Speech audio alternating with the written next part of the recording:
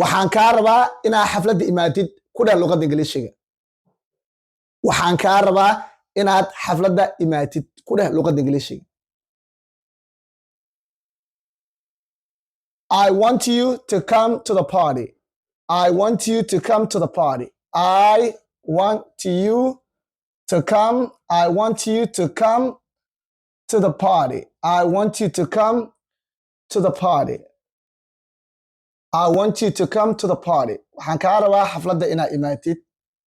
I want you to come to the party. I want you to come to the party. waxaan kaa rabaa xafladda inaad imaatid. Okay, jumladda labaad ku dheh luqadda ingiliishiga waan isguursan rabnaa. waan isguursan rabnaa. waan isguursan rabnaa. waxay noqonaysaa we getting married. we getting married. waan isguursan rabnaa. waxay noqonaysaa we getting married. we getting married. waan isguursan rabnaa.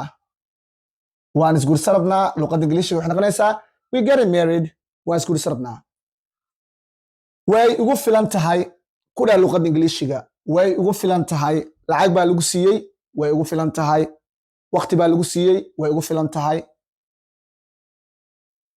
way ugu filan tahay. It's enough for me. It's enough for me. way ugu filan tahay. It's enough for me. way ugu filan tahay. It's enough for me. way ugu filan tahay. It's enough for me. Okay. ima soo wicin qoraalna ima soo qorin. ima soo wicin qoraalna ima soo qorin. ku dheh luqadda ingiliishiga ima soo wicin qoraalna ima soo qorin.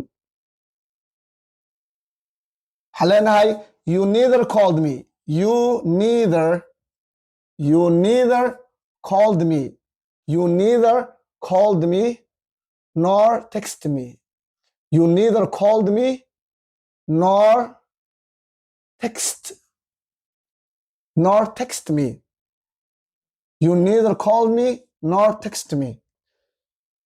ima soo wicin qoraalna ima soo qorin. in English waxay noqonaya you neither called me nor text me. Okay, jumladan adaa lagaa rabaa marka inaad soo qortid Englishkeeda. ardayda nasiib ayay leeyihiin haddii aad macallin u noqotay.